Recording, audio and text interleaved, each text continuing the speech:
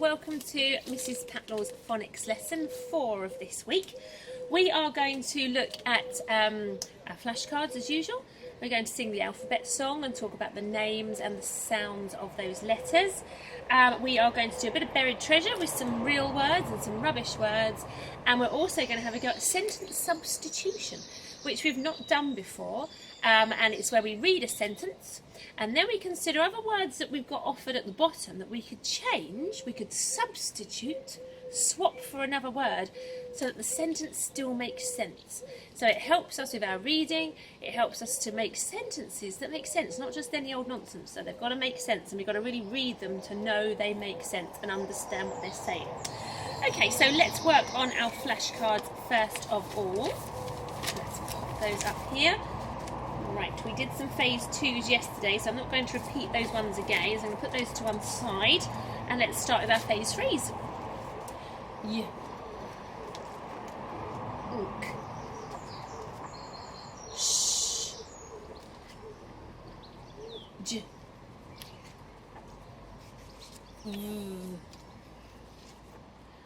X. Ooh. Z. Z. Qu. Ch. Th.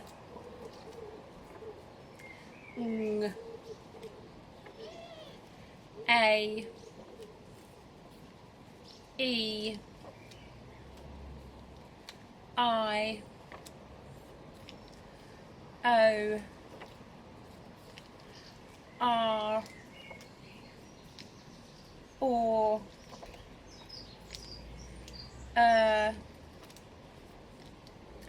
Ow. Oi. Air. Ear. But mainly yeah.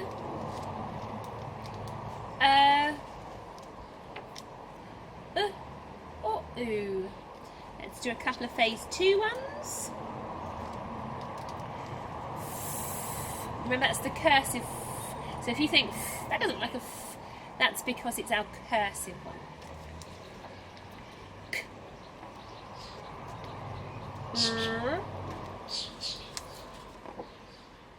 K. Usually at the ends of words or syllables. Ooh. Ooh. Usually at the ends of words or syllables. I. A. B.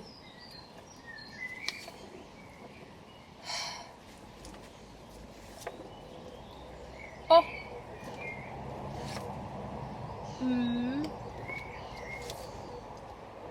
E. Fabulous. Working on phase 3s and phase 2 sounds now. Let's stack those together and pop them out of the way. Okay, we're going to revisit writing some of those digraphs and trigraphs now. So we're going to revisit first of all writing the air trigraph. Okay, so if I say trigraph, you know I mean 3 letters making one sound together. So air, the trigraph air. So you know you need 3 letters. What are those 3 letters going to be? So pause the video if you need to, but write on your boards or your papers the air trigraph.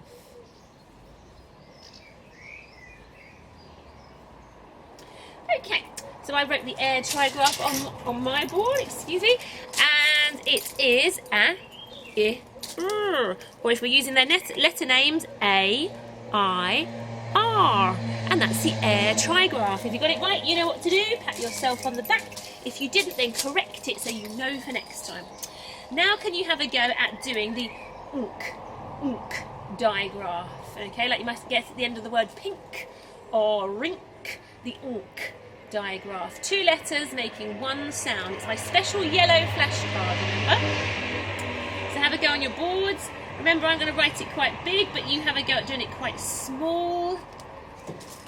And this is the digraph. Remember, that's a cursive kicking cut in case you think, oh, what's that? So that's the unk sound. And can you have a go at doing the sound? Now, I don't mind which you do. In fact, why don't you challenge yourself to write all the sounds that we've now learnt up to phase 3. So have a go at thinking of all those sounds. You might want to pause the video for this one because you've got to really think about those different sounds. I'm going to spread them out on my board so you can see them all clearly. I'm going to underline them all. And then we're going to look at our sounds. So we have got our good old that we probably learnt first if you do it the same way that we do in class, like our mixer. We got this sound, and in my class we put our hands over our heads like the shape of a church to say in church. And then you've got this one that sometimes is but mainly but I thought I'd better put it in as well, the version, U-R-E, if we're using their names. And that's all 3 of the ones that we know so far. If you got all 3, well done, you pat yourself on the back. Let's do a couple of phase 2 sounds so we don't forget. Can you do a on your board? So the sound it makes is, its letter name is H. And flash it to the screen. You should have a H like me. Well done. Can you have a go now at writing the phase 2 sound? Let's go with P, P, P. Now remember, mine is going to be cursive, so if you don't write cursive, don't get confused, and don't try and copy me, or as your teachers will think, what is that, when you go back. So this is P. This is our cursive P. Probably looks quite similar to the one you have learnt in class. And then let's do one more. Let us do, let's think what we could do some work on. Let's do a single sound F. Now, I will do a cursive one and I'll do an ordinary one because these are quite different. So if you in my class do a cursive one, and if in your class you do cursive, by all means do cursive. If you don't do cursive, then don't try. Just do the one you're used to. Okay? So, if you're in my class or you do cursive in school, then this will be your F, where you whoosh up, loop backwards, go down and through. And if you don't do cursive, it will probably look a bit like this, which is the letter F is its name. Okay, so let's have a go at singing, the alphabet song now as well. So let's pop my board on there and bring my alphabet over instead. Okay, here it is. So hopefully you can see the whole alphabet on that screen. We've got the capital version, remember, and the lowercase version. It's not in cursive on here, so but it looks pretty similar to what you're used to seeing. We're going to sing the song, and then I'm going to ask you names and sounds. Yell them out to the screen. After 3, 1, 2, 3. A, B, C, D, E, F, G, H, I, J, K, L, M, N, O, P, Q, R, S, T, U, V, W, X, Y, and Z. Now I know my ABC. Next time, won't you sing with me? Okay, this one here with a picture of a king. What's its name and what sound does it make? Let's bring it a little nearer to the camera. What's its name? What sound does it make? Its name is K. The sound it makes is K. And let's try this one with a whale beside it here. What is its letter name and what sound does it make? It is the letter W and its sound is W. What about this one with an igloo next to it? Capital version and lowercase. What's this one that igloo begins with? What's its name and what's its sound? Its name is the letter I and its sound it makes is I when you're reading it. One more, let's try the one with a banana by it. Can you see my banana one? What's its name? What's its sound? Its name is B and its sound is B. Fabulous. Right, excellent alphabet today. Let's pop that to one side. Okay, now we're going to have a little go of buried treasure. Ted, if you would just take care of my fake words and my treasure words there. Thank you very much. I have 6 words today written on coins. I'm going to bring them over to the camera. I haven't put sound buttons or cradles on them, so you're going to have to work hard to look for those digraphs and possible trigraphs. Remember, real word, if you've heard it before, must be real. Thumbs up and we'll put it into the treasure pot.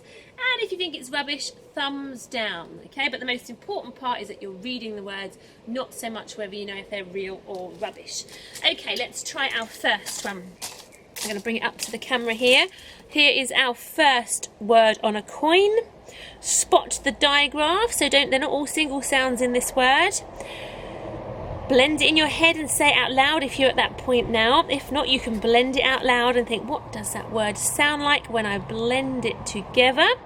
I've got bench, bench, bench. Real or rubbish? Bench. It is, Teddy thinks he knows. Teddy says it's a real word. It's a real word. Into the treasure pot. Okay, my next one is this one here. Now this has a few cursively written letters in here that might be hard to decipher. So remember these ones here that look kind of loopy-loo. They are the letter F. So you make a F noise. 2 together at the end. Remember, you don't make F. It's just one F sound made with 2 letter Fs or Fs. So what have I got there? Call it out to the screen. I have got floff, floff. Real or rubbish? Floff. What do you think, Ted? He thinks rubbish. I don't know if you agree, but he thinks rubbish, so into the bin with fluff. Okay, next one. Let's go with this one here. Let's hold it up for you to see. We have got a digraph in there. Look out for it. It's at the end if you're struggling to find it. Blend it out, yell it out to the screen. Stop the pause the camera if you need to have a good look. But we have got making a spunk,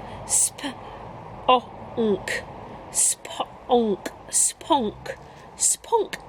Real or rubbish? Ted, spunk.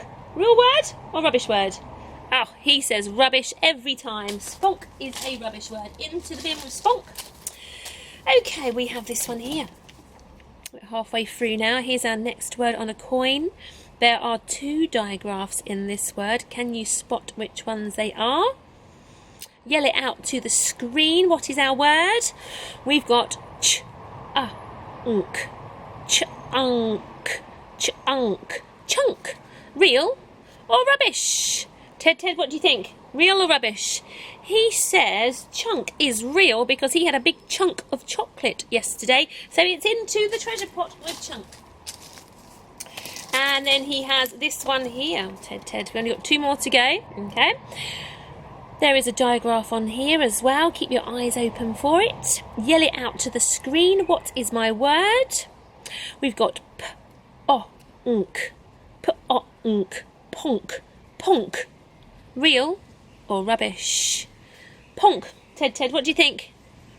He says rubbish. Ponk is a rubbish word. Sounds a lot like pong or plonk or something like that, but ponk is a rubbish word. So into the dustbin with ponk. Last word. We do have a digraph there. See if you can spot it. Blend that word and yell it out to the camera. We have got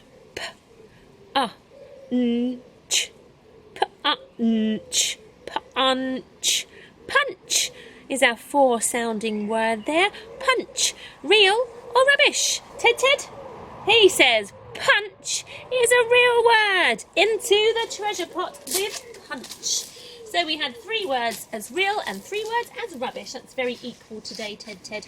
Let's stack those up and move those out of the way, Ted, because now we're going to move on to our last part of the lesson. And we have a sentence written on the board up here, which we're going to read together.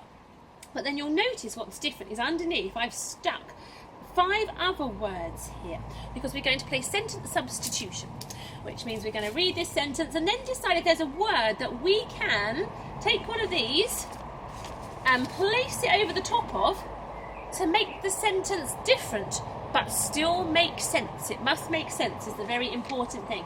We couldn't just put any old word anywhere we want, because it means we haven't read it properly, we haven't understood it properly. So it must make sense. So let's have a look at our sentence first of all. I'm hoping you can see it from there. We have a capital letter, fantastic way to start a sentence. 2 reasons on this one for the capital letter. Beginning of the sentence, and if we blend it, Fred. Fred. What's the other reason for having a capital letter for Fred, do you know? It's because it's somebody's name, okay? It's the name of something, it's somebody's name in particular, so it gets a capital letter anyway. So you'll notice further on in the sentence another capital letter. It's possibly someone else's name. Let's find out.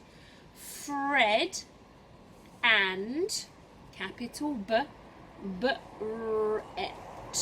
Brett. Brett. Fred and Brett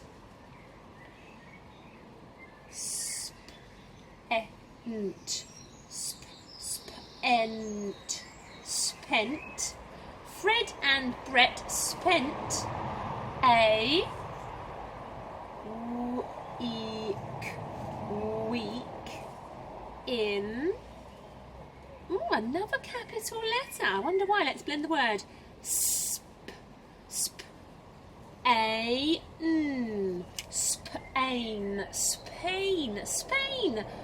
Fred and Brett spent a week in Spain. Oh, that's very nice. How nice for them. Although I imagine their weather couldn't be much hotter than we've got today, because it's a real smoky one today, a real steamer.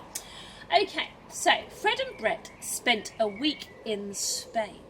Now I want to play sentence substitution now. I'm thinking, let's try and substitute the word Spain. Let's try and change it for something else, okay? So let's have a look at what choices we've got on these 5 flappy words here underneath and think which one would make sense to change it for. I have got town.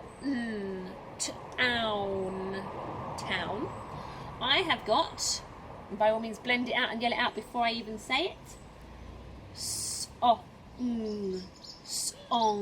song, eat, feet. Notice I've given you the sound buttons and cradles here to help you. Soon.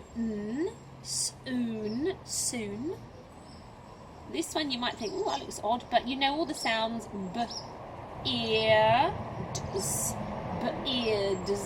Beards. Okay, so Fred and Brett spent a week in Spain. If I wanted to change Spain, I would have Fred and Brett spent a week in... Could I change Fred and Brett spent a week in... Soon. Fred and Brett spent a week in soon. No, that doesn't make sense. So I'm not going to use soon. I am not going to substitute Spain for soon. You can be having a look at my 5 words, okay, not soon. So let's say 4 words. Which one do you think would make the most sense to substitute, to change Spain for? Fred and Brett spent a week in. Call out and point to the screen if you want to. Which one do you think makes the most sense? Now, I can't quite hear what you were saying, but your adults at home will, and they'll know if you've picked a word that will make sense in that sentence. But I'm going to try this one now. See if you think I've made a sentence that makes sense. So, Fred and Brett spent a week in feet. Spent a week in feet.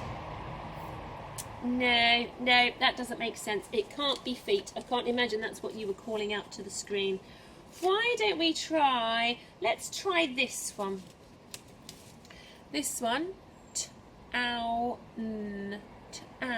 Let's pop that in and substitute Spain for town. Let's have a look. Fred and Brett spent a week in town. That would probably work, wouldn't it? Maybe they went off to town and they stayed there for 7 days, every day of the week. Maybe they were working there, or they were on holiday in town. They normally live in the village. So they spent a week in town. That would make sense. That's good.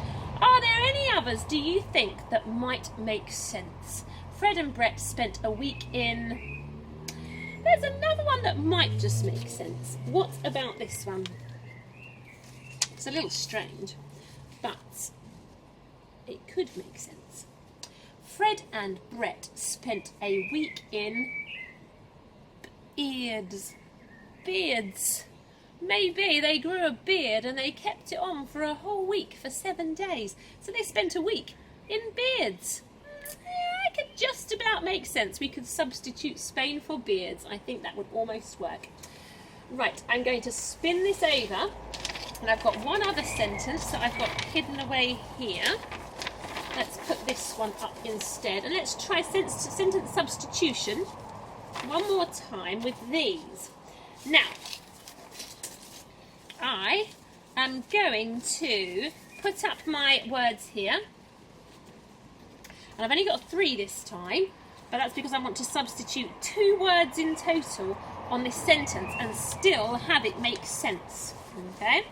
So let's read our sentence first of all. Hopefully you can see it there. I kept 2 syllables, but we can work this out.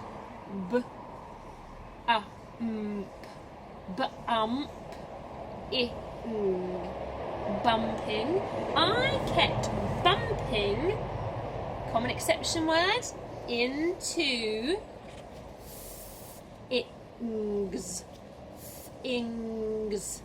things. I kept bumping into things in the dark. I kept bumping into things in the dark. Okay, I want to substitute the word dark first of all, but I still need this sentence to make sense. So underneath we've got a choice of 3, okay? We've got this one with sound buttons, all single sounds. Tent. We've got, and this one always pops up in our phonics lessons, frog. Or we've got 2 sounds very close together at the beginning, scarf. Tent, frog, scarf. I kept bumping into things in the... what do you think? Point to one on your screen at home or yell one out. What do you think I could take away dark for and replace with one of these words? Which one would it be? I kept bumping into things in the... let's try this one. Frog. I kept bumping into things in the frog. Ugh, no, doesn't work at all. That doesn't make sense at all. I cannot substitute it with frog. I don't think that I can keep bumping into things in the scarf. It's possible. I suppose if I was wearing a scarf, like around my eyes, I might keep bumping into things, so that might work. But I'm going to go with this one. See what you think for our sentence substitution. I kept bumping into things in the tent. That could work, couldn't it? I suppose if it's very dark in your tent as well, you haven't got your lantern on, you haven't got your light on, you might bump into things in the tent. Absolutely. So I'm going to take these 2 down. I'm happy with my substitution. I'm going to go with tent. Now I just want to substitute one other word in this sentence, and we're nearly finished now today. So in case you think we've been working too hard, we're nearly done now. Okay, so I kept bumping into things in the tent. I now want to substitute the word bumping. I don't want bumping anymore. I want to swap it for something else. I kept something into things in the tent. I have got splashing.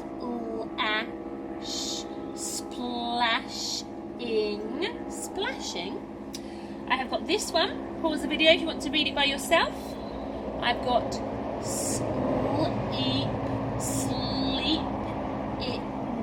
sleeping, or I've got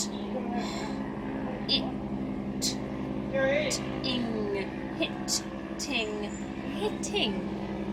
Okay, sorry Ted, I just realised you're underneath here. Let's bring you out and sit you on the paper.